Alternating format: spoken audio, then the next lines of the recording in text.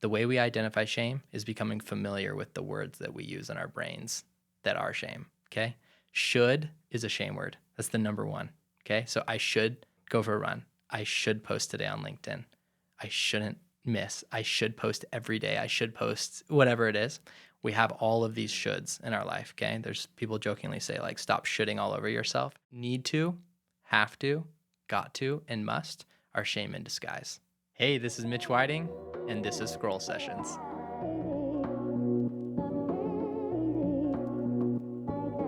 Mitch, we're excited to have you on today. Thanks for joining us. Thanks for flying. You flew in only for us. That's today, right. All the way from Arkansas. Feels so good. Feels so good to see the mountains.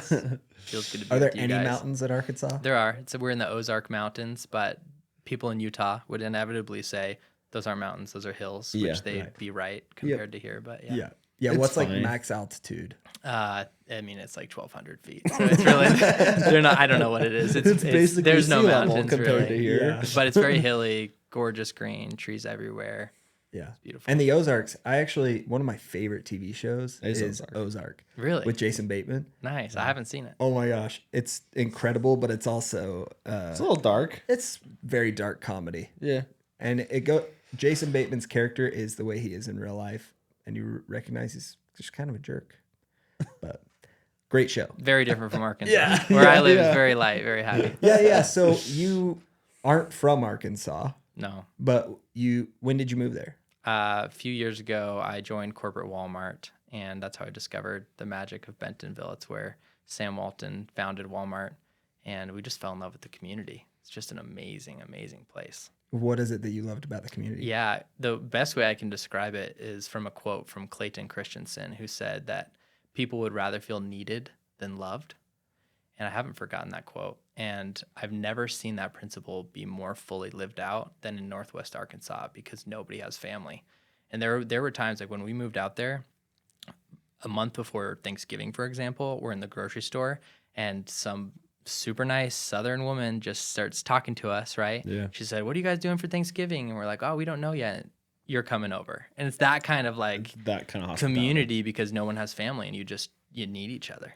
Yeah, Wow. that's really interesting. Why have you chosen to stay in Arkansas? The Because friends, of the the- yeah. community. Yeah, it's also the lowest cost of living state in the country. Everyone in Arkansas would hate me for saying all of this because the traffic's getting worse. Yeah, Everybody's yeah, figuring yeah. out how Yeah. amazing Yeah. Bentonville It's like, don't is. come to but- Arkansas. It's not great. Yeah, there's Utah shirts 10, that 15 say years ago. yeah, there's shirts that say like move to Fayetteville, like Yeah. Bentonville's lame, just Yeah, because right, people, right. don't want people to live there as much. But it's amazing. We love it.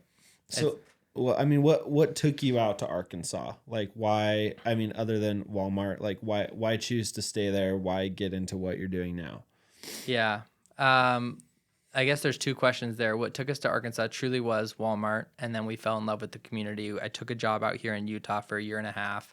It was an amazing opportunity, and then I became an accidental entrepreneur. We can get way deeper into my story, but I went from, really struggling to transforming my life in a way that enabled me to help other people who I saw were struggling in a similar way that I was. And the more that I offered to help people, the more people wanted help. And so it became a business. And at one point I was making more money in 10 hours a week than I was in 40 hours a week in my day job. And I'm like, okay, well, this is not only what This I makes want to sense. do, This but is, like, financially logical. it made Yeah. sense. And so I always thought entrepreneurship would be like a leap, the entrepreneurial leap, right? Where you burn all boats and don't have a plan B. And so you have to like make it work. But for me, it was something much different, which was serving and loving and building and giving in the way that I knew how. And from that, inevitably, success comes from, is what I believe. What was the catalyst to start you on that journey? It's not. I mean, it's probably not. I mean, maybe it is a single decision. So there's probably a series of decisions. Then obviously it's like, oh, it makes sense logically. I'm making more money in 10 hours than I am in 40, and this is fun and I enjoy it. But like, what was the catalyst to make that change? Yeah, I have this picture that I really, really treasure, because it's a picture of me on an executive jet working for Walmart, the largest company in the world. And you don't have to know me at all to look at that picture and to see that I was struggling. Like I'm smiling, but my eyes, like you know the difference when someone's really smiling versus when they're trying to smile, and you just see suffering behind my eyes. And the crazy thing about it is I did not know that I was suffering in that moment. I was on an executive jet for the first time. I thought it was awesome. I was like living the dream, right? Is this your first job out of college? This is my first job out of college. And your role, you were telling me before this, was a role that many people take a long time to get. Yeah, How like long? many people take this role 12 to 15 years, you know, into their career. And So it it's was the dream. the dream. It was a miracle for me. It was a series of events that led to me getting this role. And I was happy, I thought, but I was really suffering. And it wasn't until I was at the doctor's office a few months later where I was getting an allergy shot in my rear end because it snows pollen in Arkansas. It's really brutal in the spring, but how stressed are you? And I thought about it and all the things that I was grateful for. I was a pretty optimistic person, and I said probably like a 2 out of 10. And my wife, who's so loving and so authentic and so precise, looked at me and said, "Are you kidding me? You're like a 9." And I sat between my wife and this doctor feeling a little bit awkward. You know, it's kind of like when you tell your love story and you have differing details and it just like, it starts to feel awkward, you know? Yeah. But some part of me knew she was right, but it was the first moment that I had ever started to realize it. And so I think I said something like, probably like an 8 out of 10, and just, we moved on. And then it was shortly after that that one of my mentors and friends was talking to me on the phone.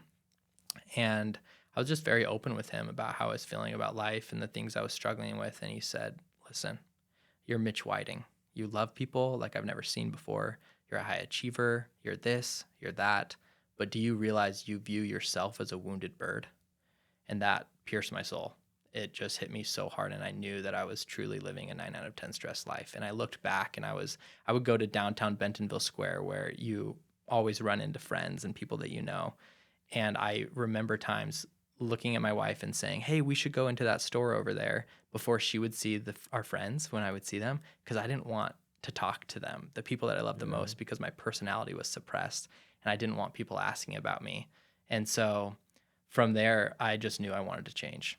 Why do you feel like your personality was suppressed and that you didn't want people asking about you? Yeah, I found something very interesting, which was that a lot of my clients experience this as well, which are people that are high performing, yet still experiencing a high level of suffering.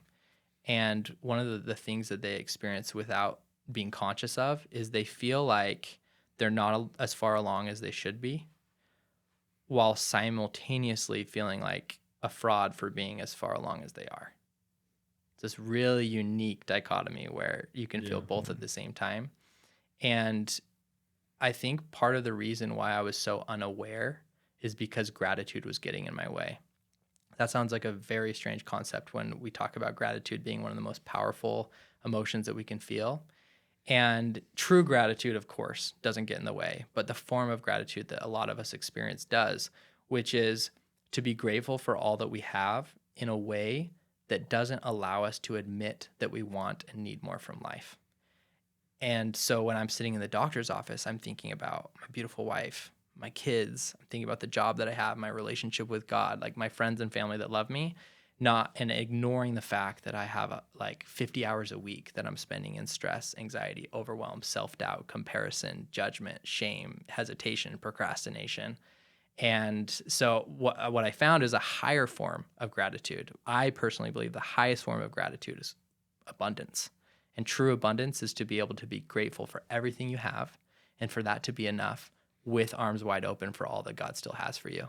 That it's okay to admit that you want and need more from life, because God wants that for you. He wants to give you more. And how did you make that shift to then becoming more grateful for everything? Because you obviously took a job here in Utah, right? Yeah. I picked up a book called Grit because, like my clients, the problem that they think they have, the false problem, is they think they don't have enough grit, commitment, focus, and so I picked up a book, Grit. Actually, one of my family members sent it to me. They must have clearly seen that I had the same problem. Just kidding. And yeah, after reading that book, I was still struggling. And so I picked up another book, which was David Goggins' Oh yeah. Can't Hurt Me. Yeah. And I thought, if grit isn't enough, maybe I need to learn how to suffer, how to love, how to love to suffer. And he has a very interesting approach to like pretty much just calling everyone pieces of crap. Yeah, Well, yeah, exactly. tearing And down. that's how I felt about myself he once I takes realized I was living a 9 out of 10 stress life. Yeah. he And I feels- was unaware of it. Yeah, it's like pure self-deprecation, basically. Right. And so I read that book and I found out something very unique about myself that must be different than most people, which is I hate suffering. Nobody hates suffering. Nobody, just me. And so that didn't work for me. And so I thought, maybe I just need to hack my habits. And so I read Atomic Habits, and it was inspiring and motivating, like I think the other 3 million people who have read it. But for me, it wasn't transformative. It takes 21 days or whatever, and I don't even know that was in that book, but I've grown up with this idea that it takes 21 days to build a habit. And I would always be disappointed when I would do it for 21 days and then I'd miss, and then I feel like I'm starting over again. And so it didn't transform me long term. And so then I thought, none of this is working, and so maybe I need to forget about grit and suffering and habits. And I found a book called Willpower Doesn't Work. So let's just forget about the willpower and do the opposite. And I still was struggling. And so then I thought, maybe none of this is my issue. So you Maybe ran it's the just, gamut with yeah. self-help, didn't you? Yeah. I'm like, and I've been listening to self-help, Tony Robbins, and self-help, like reading like How to Win Friends and Influence People, The Greatest Salesman in the World by Og Mandino, since I was 10 years old. Yeah. And that's what a lot of my clients experience as well, which is a frustration that they've read all the books, they've listened to all the podcasts, they know the YouTube gurus and entrepreneurs, but they're still not experiencing the alignment, the transformation within themselves, or experiencing the promises. Which is right where you were at. Right where I was at. And so I thought, maybe none of this is the issue. Maybe it's not grit. Maybe it's not focus. Maybe it's not commitment. Maybe I just need more money.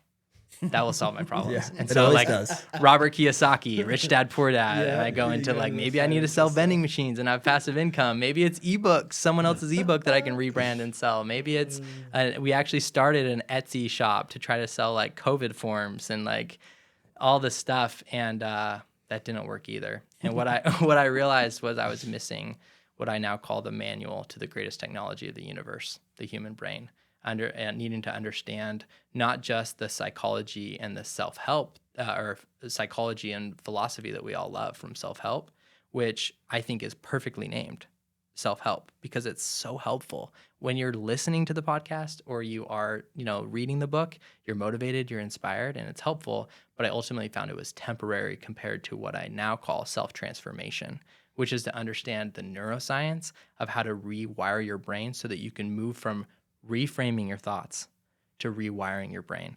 Temporary, motivating, inspiring, to permanently transformative.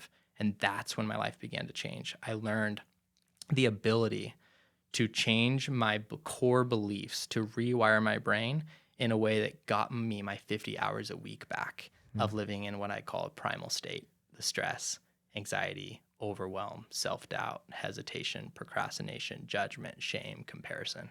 So what was it, because you were reading all these books trying to find the answer, what was it that actually helped you realize, wait, I need self-transformation instead of just like self-care? I know you're a runner. Did running have anything to do with it? Was it another book you read? Was it a coach? What was it that took you from, man, self-care is not working to, oh, it's self-transformation? Yeah. I feel like it was more self-awareness than anything, like just understanding yourself better. I think it began with self-awareness, right? Yeah. Like realizing that I was suffering for the first time, admitting it, allowed me to then have some self-acceptance of who I am and that it's okay to suffer, right? And when for high performers, it's really hard because like you think like this term anxiety is like so heavily used in our society, and there's like diagnosed anxiety, but then there's anxiety that every human experiences every day. It's a normal part of life. If you're not experiencing anxiety, that means you stopped breathing. Like if we're living, we're experiencing stress and anxiety. And I don't think I was okay with saying I feel anxious because I felt like I was labeling myself when I was like, well, no, I'm not struggling to get out of bed. Like I'm performing at a very high level, but I was spending 50 hours of every week in an anxious state. And so I was struggling. And so I can't remember your question. It's just like, how did you get from the more or less self-aware to transformation? Like Yeah. what took those steps to make that happen? Yeah. I mean, a lot of action. That's what I think was missing for me in a lot of ways was we learn and we learn and we learn without, and it's not taking action. All of us we are taking action, but it's consistent daily action. I took this, it's called the Adobe Creative Type Test. And I got my result back of what my creative type was, and it said I was a visionary. And I thought, cool, sounds awesome. And I read it, and it did resonate pretty deeply with me. And it said, I see potential in everyone and everything around me, which has always felt true. And it's the reason I'm a coach now. Like my mom's always called me a rescuer. I've always been there for people and seen their potential. And it said my untapped potential, which is really interesting because the very thing we always go to is like, where's our weakness, right? We don't focus on our strengths. And so I'm like, oh, untapped potential. Like that's what the problem is. And I think it was right. It said my untapped potential was consistently fueling my visions with daily action. I was like, oh, my word of the year that year in that moment with my wife was consistency. This is when I was living that 9 out of 10 stress life. I'm like, I'm not consistent in anything. And so I like, can we have that be our word of the year? My wife's like, sure, that's a great word of the year. You know, I was just begging to like become consistent as a person. And so I started posting content on LinkedIn daily. And a lot of people post content on LinkedIn for the opportunity to make money, to grow a business, to become a solopreneur. But for me, I just did it because I was struggling. I wanted something to be consistent in. And that was the thing I decided to be consistent in. And what most people don't know is that we retain 10% of what we read, but we retain 90% of what we teach others. And so for me, it's been always about becoming. It's been about me committing to myself to learn something every day, to digest it, and be able to write it in a way that might impact others, but that I would remember and transform from that understanding and that lesson. I love that. It's something that I think is common is people will assume anxiety and consistency sometimes have a lot in common. And, you know, coming from the running world, and this is something that even I've struggled with, being consistent, sometimes I get anxiety around it. So I'm like, if I'm not consistent, then I have anxiety around the fact I'm not consistent. And then I'm sitting there instead of on a run, anxious, right? Procrastination. What is it about the consistency that brings you anxiety? The fear that I'm not going to be able to keep it up. Like you'll miss a run, Right, and it you might miss a run, end up being another run that you miss. Yeah, or miss a LinkedIn post and then beat yourself up over it. Yeah, that's it's shame, which is really interesting, kind of a buzzword in the day that we live in. But the more that I've learned about shame, I have learned that it's pervasive. That's the word I use for shame, pervasive in all of our lives. And I created a model, a 3-step process of replacing shame with grace that I'd love to share with you. Please do it right now. It would help you with running. It would help you with posting on LinkedIn. The 3 steps are first to identify shame. Okay. The second step is to respond to shame with grace. And then the third step is to choose grace over shame. Okay. Identify, respond, choose. The way we identify shame is becoming familiar with the words that we use in our brains that are shame. Okay. Should is a shame word. That's the number one. Okay. So I should go for a run. I should post today on LinkedIn. I shouldn't miss. I should post every day. I should post whatever it is.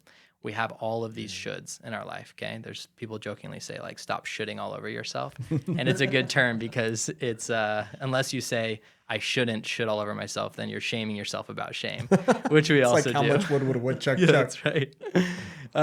And so should as a shame word is one of the best ways you can identify shame, but need to, have to, got to, and must are shame in disguise. Those really get you.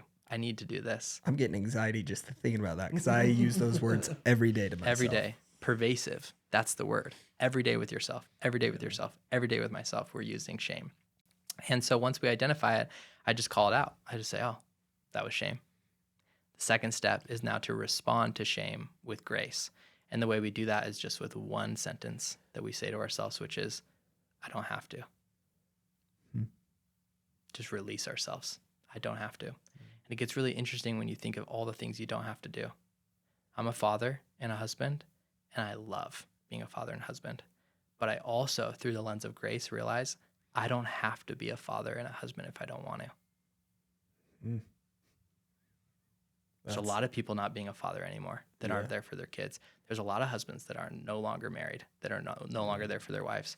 But what I find about myself is from a place of grace is that I'm freaking awesome because I love my wife and I love my kids and I show up every day, not because I have to, even though there's times where we feel like we have to.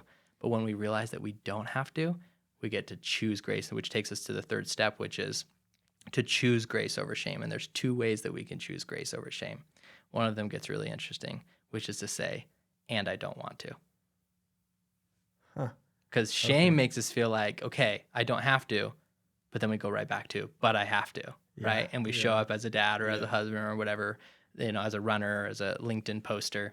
And the best example I can give to people that are believers of God is a lot of times we have this desire to pray, of course, but we have this shame that comes up at night where we get into bed exhausted at the end of the day and we think, I should say a prayer, right? You ever experienced this? We all have. And I just say, oh, that's shame that I should pray. And instead, I then say, I don't have to. And it's really weird. It's like, feels like rebellious sometimes when I share this with people who are believers. And the next thing that I have said, which is the first way to choose grace over shame, is, and I don't want to. And I go to bed with a smile, total peace, knowing that God's not like, I need your prayer. He doesn't need my prayer. Like, it was for me in the first place. And that's totally okay. The second way, which is the most common way we choose grace over shame, because of how incredible we are, especially from a place of grace, we realize that we're freaking awesome. Like I said, we say, but I can, and I want to. And so the next time you feel I don't want, or I should go on a run, you just identify that's shame. And you say, I don't have to go on a run, but I can. And typically you find you want to. Right. Okay. And then you come from a place of desire instead of duty. And the fancy word for desire is faith. And faith precedes miracles. You experience miracles in your life and you become someone who's consistent rather than someone who does things consistently. There's a big difference there. Well, and I think that, going back to, you referenced Atomic Habits, and there's a big piece in there where he talks about basically wanting to become your future self. And obviously compounding habits can get you there, but he talks about the easiest way to do those compounding habits is to basically foresee yourself. It's the desire of the one's future self that will get you there. You want to be a runner, you need to do things that put you in that mindset of a runner, right? And totally change your identity. Yeah. And then you become that identity. Yeah. One of the things that I've found that's slightly different, in fact, it's very different thinking than that, but it gets you to a very similar result, which is I personally believe that you cannot become a better version of yourself, but only more of who you really are. Like Michelangelo spoke of his sculpture David. He didn't sculpt David, but rather took everything away that wasn't David. Yeah. And again, what we find behind grace is that we're freaking awesome. We're these powerful beings, like amazing people. And it's really the hours that we're spending in this primal state instead of a powerful state that is suppressing our personality, suppressing the real us. And it's by doing the work of chipping away everything that's not us that we reveal our most powerful self, who ends up being someone who's very consistent, very intentional, very present with the people they love, typically pretty funny. People are pretty funny and really awesome. And so the work that I do with my clients is to help them chip away all of the hours that they're spending in a primal state that are keeping them from being their real self. So great. I guess my last question on it would be grace and accountability. How do I still find accountability when I'm giving myself so much grace? Yeah. Because I think a lot of times when I give myself too much grace, I'm like, no, I deserve a day off, or I don't need to do that, or I don't want to do that today.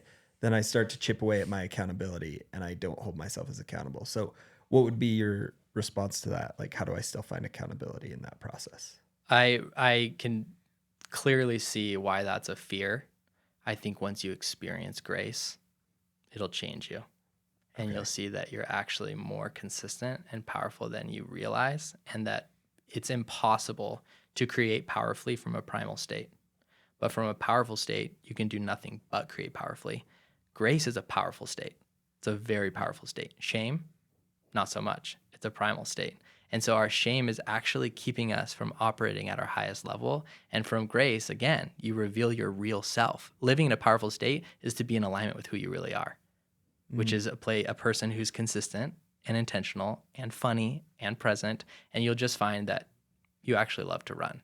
You actually love to move your body. You actually love to be in conversations with people. You actually love to reach out and serve and build and love and create in the way that you've always wanted to, but it's these primal states that are keeping us from doing it. Wow. It's incredible you say that, because I think that the people that I see that I want to be like, where I see people out there that are running all the time or successful entrepreneurs, I see them out in the world and I'm like, what is it inside of you that clicks so much that you can be so confident, so aware, and so actionable at all times? And to me, it seems like they are always in action and confident. And I think you're kind of answering it in the way that is impossible to be understood, which is that they give themselves grace to understand themselves. Once you really understand yourself, you are in that state of, you're not being primal anymore. You're progressive and you're actually working towards something. So that's pretty incredible. I've never understood it that way. What for you, Mitch? What was like the shift? Like, maybe there was a single instance, maybe there wasn't, of when you like decided to not be shameful anymore. Mm-hmm. Like, what was the catalyst to you? Coming up with your 3-step method, coming up with and realizing that hey, this is obviously a problem for myself, probably a problem for a lot of high achievers, and how did that all start? Yeah, because you can coach other people to do it, so there has to have been that experience for you too, right? I discovered it. I basically co-created it across many different coaching sessions with clients, where I just realized that over and over again, as we dove into the unconscious thinking that was negatively impacting my clients' lives and keeping them from living. I'll tell a story that's like really a good example of this, which is, this is one of the most impactful coaching moments that I've had in my life, which was this client who, since the age of 12, has been afraid that he will go to prison. Okay. Very unique limiting belief. For no reason? He has done nothing illegal, very ethical, powerful person. And the challenge with this individual is that his dad was put in prison in 2008 during the financial market crash. And so when that happened, the meaning that he assigned to his experience, which is what our beliefs are, they're the meaning that we assign to our experience, was that someone could frame me at any time. I'm probably going to go to jail too. So from age 12 to age 30, every day he's lived in fear.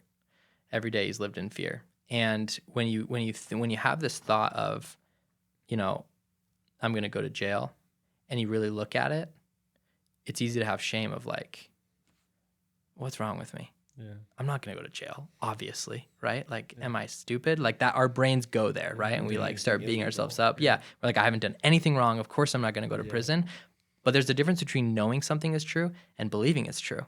We can know that we're good enough, but in the moment, do we believe we're good enough?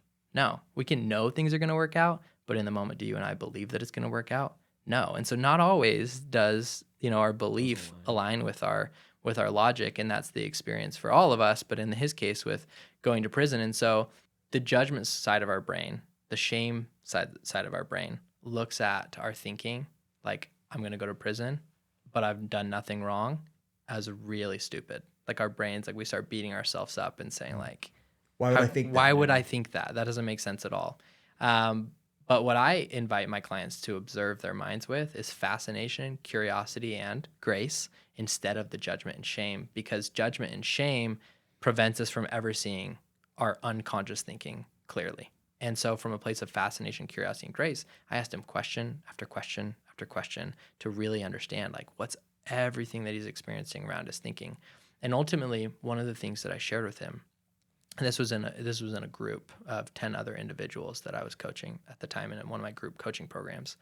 And he's just so courageous, right? Like sharing this openly, sharing his story. One of the first times he had ever publicly shared that his dad even went to prison, right? He has 10 people in this 10 people. group with him. And yeah, never, he's like, had told one other person. And one of the things that I shared with him was that when we live from a place of fear, we immediately guarantee the very thing we're afraid of. And so he's afraid that he's going to go to prison. On occasion, I've referred to the primal state as the prison state and the powerful state as the freedom state. Every day since he was 12 years old, he's lived in a state of prison, of being afraid of going to prison. So when we act from a place of fear, we immediately guarantee the very thing we're afraid of. And when we transformed his limiting belief, I said, how do you feel right now? And he looked at me, emotional, tears, said, I feel free. Not even thinking about the analogy there. And I said, that's what it feels like to walk out of prison for the first time. And someone else in the group goes, it sounds like you served your time. Oh, that's cool. It was awesome. Really amazing. And so we all walked out of that session deciding that we'd all served our time, living in this state of stress, anxiety, overwhelm. And we were ready to go use my methodologies to go do the work, to transform, to rewire our brains, and to step into freedom, step into a powerful state consistently. Yeah, that's awesome. I think I hope I'm quoting this right, but I think it's Tony Robbins, and he says something to the effect of like, once you remove fear, like gratitude usually fills its space, right? And then gratitude leads to abundance. And so like, I think those, it's really true. Like I have no doubt, like immediately once he removed those fears, like his immediate response is, gratitude. Isn't it interesting, right? His whole life he's had freedom, but wasn't experiencing it. So you start to have the gratitude of all the freedom that you've always had. Yeah. And we cannot change our past, right? You can't change whether or not your dad went to prison or whether or not whatever has happened in your life, the trauma, the challenges, the adversity, the struggle, the pain. But you can change the story about your past. And it's not that you lie to yourself and change the story. It's that you see what has always been true. And the truth shall make you free. What is true will always move you to a powerful state. And when we're thinking something untrue, it'll move us to a primal state. And that's what keeps us stuck, is just believing things that aren't true. Like, I'm not good enough. Like, things won't work out. Like, I shouldn't have done that. None of those things are true. Some form of the opposite is true. And when we step into that, some form of the opposite, when we discover the truth sets us free. So, that is the thing that I think of there is thoughts and beliefs are different. And absolutely. It's important to recognize when you have a thought that it's not necessarily your belief, and to have more faith in your belief than you do your thought, right? So your thought might be like, that's stupid. And you immediately think, because I thought that, I believe that. But you don't. You don't believe that you're stupid. So why listen to that thought? And I think that's been a hard thing in my life and in a lot of people's lives, is that our thoughts are not our beliefs, and recognizing that we don't have to listen to our thoughts all the time. You can think whatever you want. It's your action, your belief in that thought that is going to propel you forward or backward, right? Yeah, a thought or a belief will not evoke an emotion until you believe it. But the moment you believe a thought is the moment it evokes an emotion. Like, you could look at me and say, man, your purple hair is so ugly. Right. I don't have purple hair. I don't believe you. I'm not worried about it. But if, as a kid, people said, something about my red hair or how skinny I was or whatever, and I believed it, I chose to accept that thought as my own, it evokes an emotion. And beliefs are, they are here, right? They're in your soul, your heart, right? And they're unconscious. Yes. Yeah. And guide you for right or for wrong. We see a lot of people believe a lot of things and be incredibly convicted about their belief, So I think it's definitely important to decide what you believe. For sure. Yeah. The majority of our beliefs were formed before the age of 7. Sheesh. So we all have beliefs that are conscious that we decide, but then there's most of our beliefs are undecided. Yeah, and it's not that they're undecided. Every belief that we make is a decision. Every belief that we make, I say make, but have, because we do make our beliefs. We create them. Like, a belief is the meaning that you assign to your experience. It's your choice, right? And so two people can experience the same thing, but assign different meaning to it. One can be traumatized and the other can be empowered. And that's one of the most beautiful things about rewiring your brain, transforming your beliefs, is the worst thing that happened to you can become the best thing that happened to you. Not because you've changed what happened, but because you changed the meaning that you assigned to that experience. I think Stephen Colbert had Anderson Cooper on his show once, and Anderson Cooper's mother, I think, had just passed away. And Anderson Cooper asked Stephen Colbert, "You believe that we have to be thankful for every situation in life?" And Anderson Cooper kind of starts to cry and says, "Do you really believe that?" to Stephen Colbert, because he's obviously sad that something terrible just happened to his mother. And Stephen Colbert responds with, and I'm going to butcher this. I'm sorry, Stephen Colbert. I know he's listening. I'm going to butcher this, but in a nutshell, he says, in order to show gratitude for life, we have to show gratitude for all of it. We have to just be grateful for existence, right? Life is a gift. And if life is a gift, everything that happens in it is a part of that gift, regardless of if it's good or bad. And I think that is that message hit me so powerfully, because it's easy to say, like, why me, why me, why me, when bad things happen, right? Like, me and my wife struggle with infertility, and it's easy to look at everyone else around us and be like, you're all having kids. We started trying having kids 2 years before you, 3 years before you. But to immediately just say life is a gift, and even the bad things that happen in life are a part of that journey, and to recognize the good that comes from it. It shifted my mindset to believing that, and that everything was a gift. And I don't feel sadness around infertility as often anymore, because now I'm like, oh, this is awesome that I get to just experience life with my wife, and that I get to have all these things along the way. So gratitude is very, very impactful. It is so impactful, and what you're experiencing is not a change of circumstance, but a change of meaning. Yeah, The nothing only changed thing my that's changed circumstance. is you still don't have a child, Right. but your belief about that experience changed. And I personally have found that through the lens of becoming, there are no such thing as problems. Yeah, that's awesome, man. Well, and That's I really think good. with like Stephen Colbert too, like he's got very strong beliefs. He's a very strong Catholic Christian man, and he's very like I don't know, outspoken about it with guests. Like he has guests that push him on that topic quite often, and vice versa. But you see it come out in him too. Like he's very convicted and really, truly, I feel like believes in obviously what he believes in, and it guides everything he does too. Yeah. Okay, so we've talked a lot about some of the principles that you do, that you use, some of the coaching things that you do, as well as some of the stories from some of the people that you coach. I kind of want to talk about Mitch a little bit and some of your personal experiences. I know that you obviously worked for Walmart. You made a shift from Walmart because you felt that sense of overwhelmingness and The stress in reason your why life? I made a shift from Walmart because a company reached out. It was an amazing opportunity. And during that transition was during the same time that I was struggling. And it was just, yeah, they happened together, but not as a result of Not the as a other. result. Because then I remember we even spoke while you were working at your last job, and you were coaching at the time. But when was the first time you ever actually charged someone for coaching? Yeah. It's I'm really excited to see this client, my first client this week. I've got 35 clients that are flying in from all over the country to be at this event with me, and I'm hosting a private dinner for them, and it's going to be really special, just sharing stories for them to get to know each other for the first time, for me to be in person with them, to meet them in real life for the first time. And this individual I just love so deeply because they changed my life by being my first client, right? And I had experienced this self-transformation, right?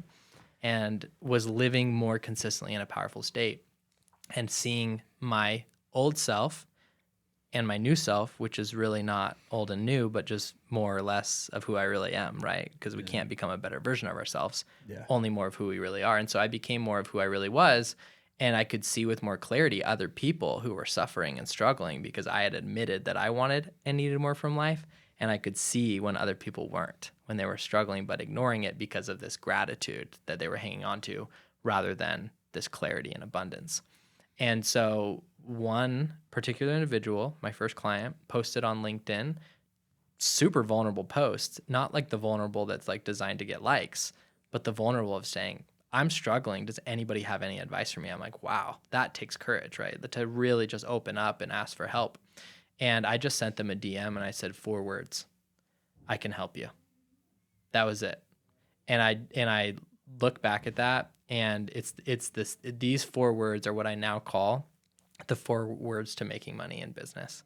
As a coach, as a service provider, as a consultant, whatever you're doing, is I can help you. So many people are trying to sell instead of serve. And when I just served and I said, I can help you, I said, be happy to spend an hour for free with you. Let's talk about exactly where you're at, exactly where you want to go. And if we both see it's a good fit, we can talk about what it looks like to work together. And we felt it was a perfect fit to work together, that I could, because of my experiences, I could uniquely help him with what he was going through, because your ideal client is always just some version of you. And he was experiencing the same things that I was experiencing. And so he took 24 hours to think about it, right? I gave him a price, and he talked to his wife. And the first thing he said back on our follow-up call was, I said, how was the last 24 hours in making a decision? And he's like, oh, it's been crazy. Like the kids, this. And I'm expecting him to say, we didn't get a chance to talk about it. But he surprised me and he just said, but anyway, I'm all in. And it was such a beautiful moment because all I wanted to do was help him, right? After everything I had been through. And I knew I could help this person go from suffering to thriving, or from surviving to thriving. And I gave up swearing a long time ago. I just decided I'm not going to swear anymore. And as soon as I hit end call, a big hell yeah just burst out of my mouth, because I had experienced this beautiful moment of money and meaning being synonymous for the first time. You know what? Awesome. I never really believed in like coaching or consulting. Mm-hmm. And I was watching the show Ted Lasso, where he's meeting with a therapist, and he starts to get mad at her, saying like, you don't care about me. Stop pretending to care about me. Like, you're charging me an hourly rate to be here. And then she turned it back on him and said, well, you coach a bunch of young men and you get paid to do it. Like, do you not love those men? And it flipped him upside down, and therapy became a critical part of his life. Amazing. And I think that where you said money and meaning come together is that impactful moment of recognizing I can love someone, but I have to make an income and I have to be able to provide for myself and show value. And you can do that synonymously. And that flipped my head on coaching and consulting. And I don't even think of it, and this might, I don't know how this could be interpreted, but I don't view it as a way to provide for my family, even though it is the way I provide for my family. But what's powerful about coaching and therapy, any way that you're investing in yourself, is when you see yourself, when you get to the point where you see yourself as worth spending money on. That's something that a lot of people struggle with. We're so used to spending money on owning things, but not used to, as a society, spending money on owning our future. We're not used to spending money on becoming, right? And that's the most fulfilling thing we can do, next to giving. I think the 2 ways that I've spent my dollars that have been the most fulfilling are becoming, specifically the highest form of becoming, which is what I call becoming someone who helps other people to become. I think that's the ultimate purpose of this life. And then giving, which the reason I give, my wife and I have decided to give, is when we see an opportunity to help people become someone who helps other people to become. And so our whole life is centered on this idea of becoming. And that's what happens when you create. So I don't do it to provide for my family, even though that is how I provide for my family. I do it. I have a price for someone to pay for coaching so that they have a container to invest in themselves, to see themselves as worth it, and then to be all in, to be ready to transform, because people try to coach people for free. Therapy, a lot of times, it's so commoditized that people show up and it's more of just a thing they do instead of something that they're all in. But when someone pays a significant amount of money, they're hanging on to every word. They're ready to try every single thing. And when you take action, that's when your life changes. It's not the learning. Like Tony Robbins says that knowledge is not power. Knowledge is potential power. It's applied knowledge that's power. I love that. So do you feel like while you were working your current job, you got up to 10 customers while you were there? Or no, I'm sorry, you were working a 40-hour work week Yes. at your normal job, but you were making more money by In the 10 time hours you per left. 10 week hours a than I week was in than 40, you were. yeah. So how many customers did you have before you quit? I don't really remember. Not actually. Yeah. Sure. And talk a little bit about, were you getting any fulfillment from the job that you had? Yeah, a lot, which is really fascinating. More than you felt like you were getting even when you worked at Walmart? Yes, and it had nothing to do with the company or the job. Right, and right, that's of course. and that's what's so cool about this. And I say that very specifically because our circumstances do not create our emotions. And this is something that most of us don't know. We walk around believing that our circumstances create our emotions. Like, oh, my kid just hit my other kid. I'm so frustrated. Right? Or my You manager. just chose to be frustrated. Yeah, my by manager it. just gave me this horrible feedback and doesn't understand me. I feel terrible right now. Yeah. The circumstances we believe create our emotions. But if I were to say, let's say somebody that you love deeply passed away a few hours ago, but you don't know about it, how do you feel right now? Totally fine. Yeah. Whatever you're feeling, you'll continue to feel. So the circumstance happened. Someone you love passed away. You don't feel an emotion. Did the circumstance create an emotion for you? You just You chose don't- to feel. You still don't feel anything It's yet. just the knowledge of the Circumstances, circumstance. once you know about it, you begin to have thoughts. Yeah. It's our thoughts that create our emotions, not our circumstance. Mm. And so I changed my thoughts about my work. And I decided that first of all, I started living in alignment with my values. One of the challenges that my clients experience is that they're frustrated that God, family, friends, health, and hobbies are their number one priority, but that work remains their number one priority in practice, right? It's a big struggle for all of us. Well, I started living in a way where I was fulfilled in my relationship with God. I was fulfilled with my relationship with my family. I was fulfilled with my hobbies. I was fulfilled with my health. And so by the time I showed up to work, which was, I decided, my fifth priority, imagine saying that to your manager. Work is my fifth priority, right? We don't live in a day where people do that, right? But one of my mentors does. And everybody in the company knows that work is his fifth priority. He's the highest performer in the company, right? In his department, has gotten more raises than anyone else I know, while work being his fifth priority. And so I was so inspired by this. I'm like, that's the way I'm going to live. I'm going to live in alignment. And so I started to live this way. And by the time I got to the parking lot at this company, before I walked in every day, I told myself, this is my greatest passion. Because it was true at that moment, because the other 4 passions had been fulfilled. And so I went into work loving what I do. And so one of the invitations that I consistently give clients who are unfulfilled at work, which is many of us, is to never leave a job until you love it. Oh. Because it's the ultimate indicator that you've become a master self-coach, that you have control now of how you think and feel, regardless of your circumstance. And I found one of my clients who is an attorney, an amazing attorney, but realized he was very unfulfilled as an attorney and didn't like it, ended up realizing that what he loves to do is teach. Okay? He loves to teach others. And he changed the meaning that he assigned to his experience, changed his belief about it being an attorney, and he realized that in a court of law, he is a teacher. He's educating and teaching the judge, the jury, everybody in that room, and he fell in love with being an attorney again. He didn't have to leave his job, and he has great passion for it again. Wasn't That's a awesome. circumstance. Wasn't a circumstance. Just needed to change his thoughts. No, that's awesome. Where in your journey have you felt like you've been most impacted by mentors? We've spent a lot of time about you helping others. We've a couple mentions of mentors, but like specifically in your journey, where have mentors come in and given you, advice that have, more or less pushed you along this path? Yeah.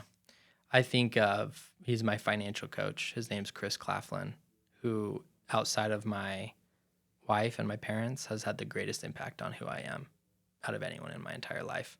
And he was the one that said, Mitch, do you realize you view yourself as a wounded bird? He was willing to challenge me and to call out and to see me clearly for who I am, but also see me for who I really am or who I could be. And a true leader challenges and supports, right? If you're just challenging, you're not a true leader. If you're just supporting and you're just like, come cry on my shoulder, I'm here for you, you're not a leader. But if you challenge and support, and that's what he did, he challenged me and then he supported me. He guided me to a place where I could, become who I really am. And then the other aspect that I'll say is that I grew up thinking like having like very few people, like one or two, like one of them being my dad, another being my youth leader that I admired, and I kind of went for everything for advice. And then later in life, I realized it was kind of silly because no one's an expert in all things. And so the mentors, like as I think of the mentors that have had such a big impact on me, it's been so many people, and it's one thing from this person and one thing from this person. And so now for me, the first thing I think of, if there's something that I want to become, the first thought I have is there's got to be a coach that does that. And I go find them, I go invest in myself, be all in that process, and turn decades into days by just getting someone who's not like doing it for their 9 to 5 and just like as a way to provide for their family, even though again, coaches provide for their family by doing what they do, but they're doing it out of like their greatest passion and purpose. Not all coaches, but the right coach, right? A powerful coach is doing it because that's what they feel called to do, because the crap has revealed their craft. The struggles and adversity that they've experienced in their life has allowed them to realize and discover a better way. And now that's what they're doing. So I just get different things from different people when I need them, and it turns decades into days. It really, really has sped up my growth. And it's not about achievement. It's all about becoming. And one of the most core things to my belief system is that the secret of becoming is that achievement always follows. And so the moment you focus on achievement is the same moment that you lose the guarantee of achievement, because we end up burning out. We end up missing a run. We end up feeling like the scale's not going down. We end up whatever it is. And when we focus on becoming, success becomes inevitable because we have the joy of the process, the fulfillment of the journey, and then the outcome is just a surprise because we're not even thinking about it, and it slaps you across the face with more joy and more fulfillment. But when you focus on achievement, you don't feel the achievement because we do what I call goal shifting. It's like you get there and then you normalize it, your brain normalizes it, and then you're like, now on to the next thing, right? We do this in business, we do this in life, we do it everywhere. But when you're focused on becoming, success becomes inevitable. That's awesome. Arthur C. Brooks says happiness is not a destination, it's a direction. Meaning, and I guess similar to achievement, right? Like we focus on achievement, but achievement is one thing, where becoming is a constant. Infinite. Yeah. Yeah. And happiness, I guess, is the same way, right? Like you're never going to be happy all the time, but happiness can be a direction where we're constantly trying to find ways to be more happy and more fulfilled, really is what we're looking to be in life. The interesting thing about setting goals or focusing on achievement is that goal setting only works for 9% of people. There's an amazing study about New Year's resolutions about how 59% of people don't set goals for the year. And then of the 41% that do, only 9% officially achieve those goals. Yeah, and awesome. Strava, the fitness tracking app that you and I are on, in 2019, they had 800 million user logged activities. And they found that January 19th was the day that most people fell off.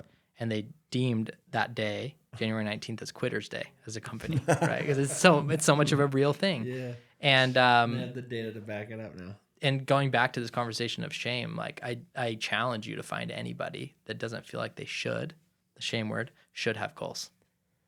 We all feel like we should have goals, but it only works for 9% of people. So why do it? Why do it? Or is there a better way? Which is I created the anti-goal mindset, which is how to achieve massive results without setting goals. And one of the things that I found was that when you set a goal, it limits you because we only can set goals from our present self, from who we are today.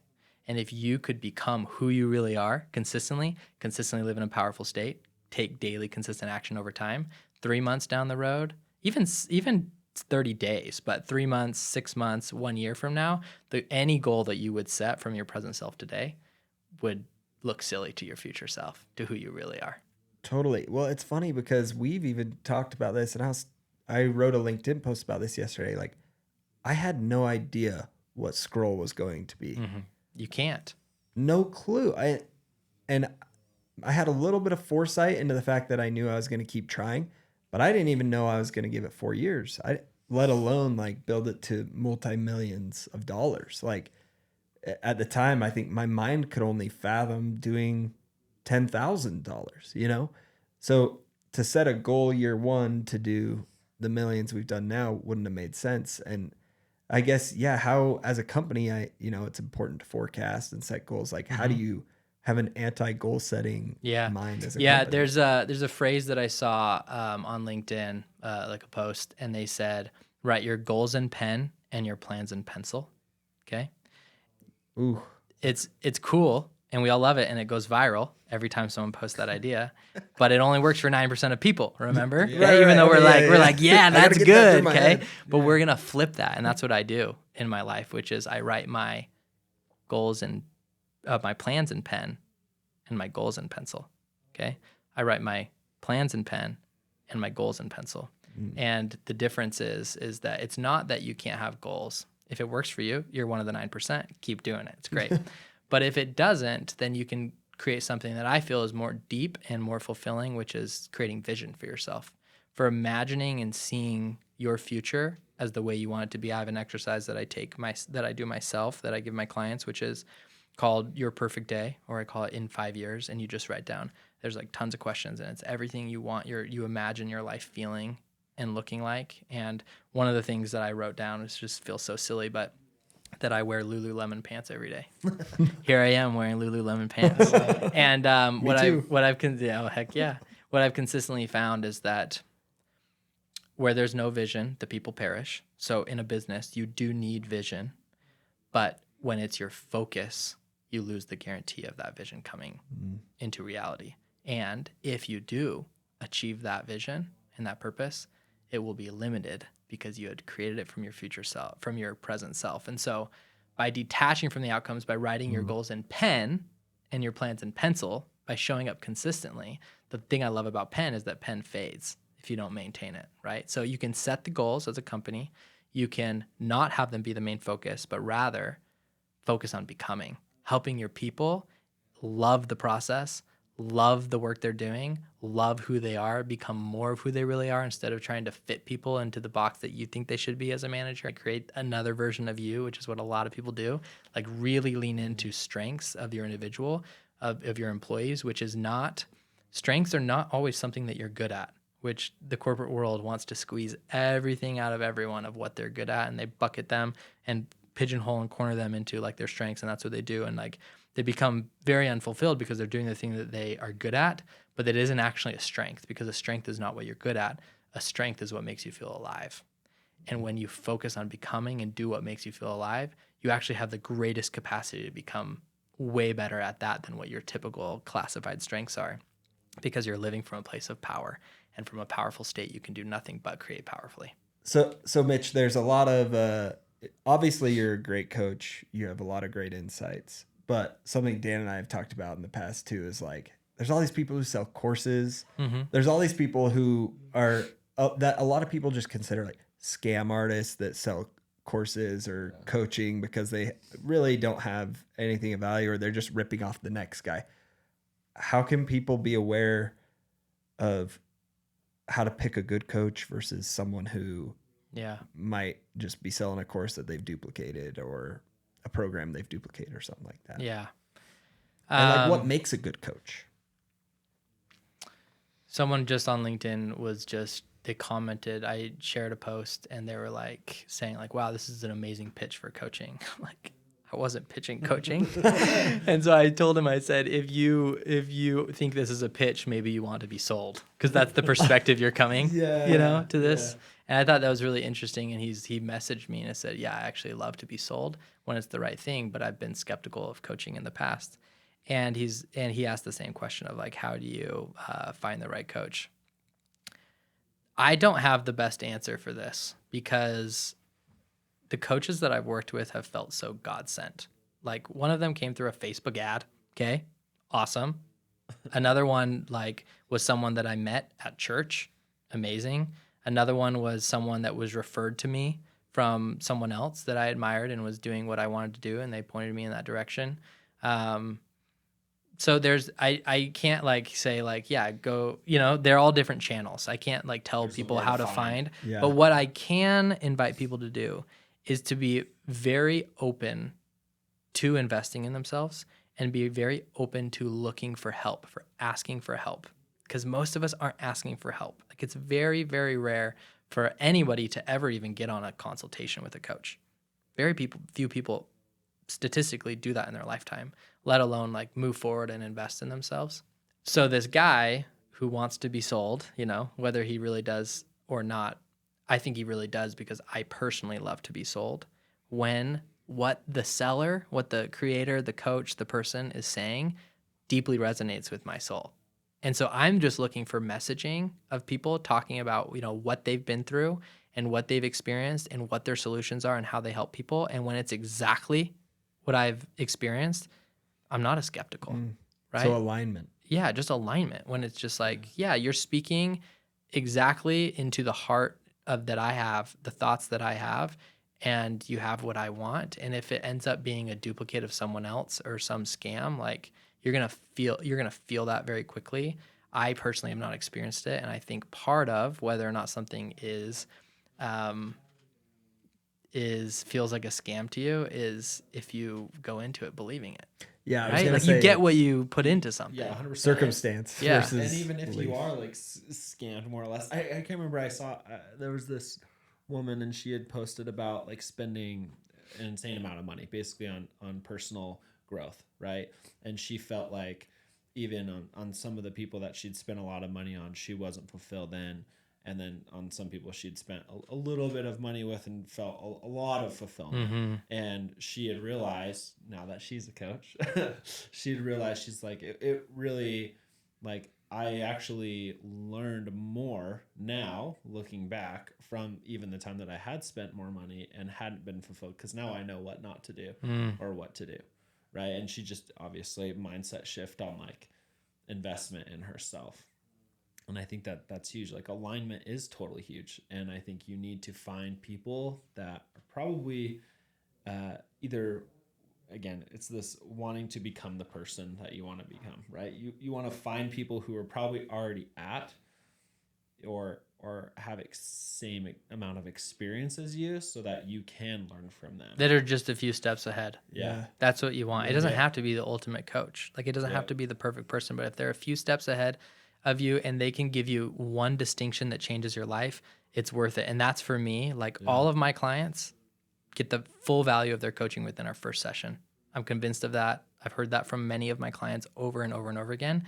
And I'll tell you, a story that taught me this principle, which was I was hanging out with a friend and he's a coach and we were playing a yard game in his backyard. It's called Bottle Bash. I don't know if you've ever played this game. Oh yeah, It's heard fun. of it. It's very fun. It's like this 5-foot little thin stake in the ground and you put a plastic bottle on top of this disc and then you throw a Frisbee to try to hit the bottle off. Right. And if you're coordinated, you're no longer coordinated playing this game because when the Frisbee hits the bottle, you all by yourself have to catch the Frisbee and the bottle before it hits the ground, and it's going everywhere, right? Yeah. And I'm a competitive person. I like to win things. I also typically win things, right? I don't know if I just like will it and just stay calm, and present and just, I don't know. It works out a lot of times. And I'm getting destroyed by my friend, absolutely destroyed. And in the middle of the game, he says, "Can I give you a tip?" And I said, "Yeah, I'd love it, And he said, "Perfect. I'll wait till after this game because I want to destroy you." So he smoked me 21-8. Okay. So no competition here. After the game, he said, "Are you ready?" And I said, "I'm ready." He said, "Right now, your foot is pointed exactly where you want the Frisbee to go. Turn your foot exactly perpendicular to where you want the Frisbee to go and watch how it changes the game." Felt very uncomfortable for me, very awkward, very counterintuitive, but I did it. And I start hitting this tiny stake, like, 20 feet away, 3 and 4 times in a row. And I have no experience with the Frisbee, like very little experience. And I ended up beating him by 6 points that very next game. And he said, if that's not the power of coaching, I don't know what is.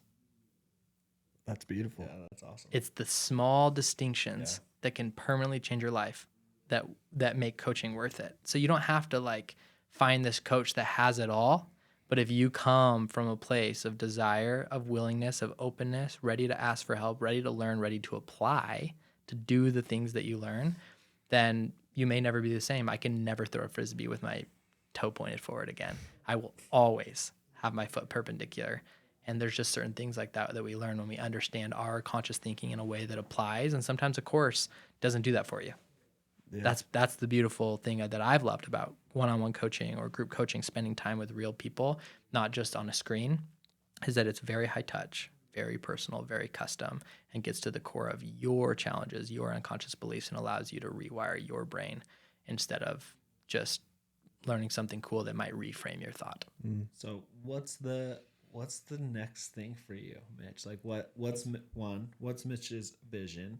2, what are your pen to paper plans to get to your vision? Yeah, what's the 5-year perfect day look like? Yeah, for me, like the first thought that I have is that it's just all about becoming. So I'm really, truly focused. I have 0 goals for my business or for my life. And it's really amazing because I've exceeded every goal that I ever set before, like tenfold, literally tenfold. And so I'm just focused on becoming. And I know that the secret of becoming is that achievement always follows. And so, for example, like I'm on podcasts, I'm making video because podcasts and videos used to really scare me. So I'm just literally doing this not to get more clients, not to grow my business, but to become someone who can speak and share his message in the most impactful way possible. And the way I do that is by doing the things that scare me.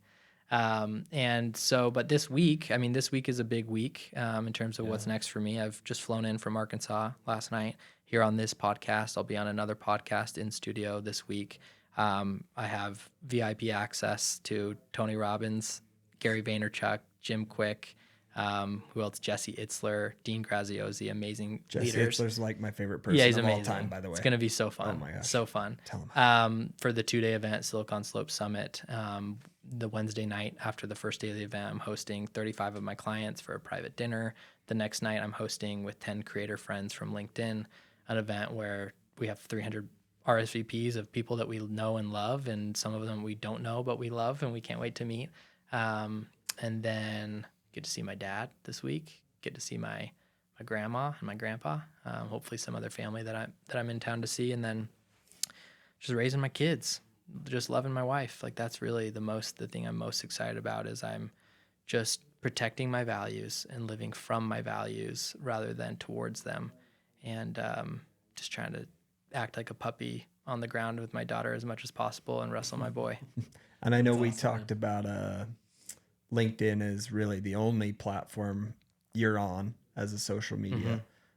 So is that where people can find you and reach out? Or yeah, you can reach out on LinkedIn. That's the only way to find me. And I create content daily, generally. I have a lot of grace for myself, so I don't feel like I should post every day, but when I can and I want to, I do.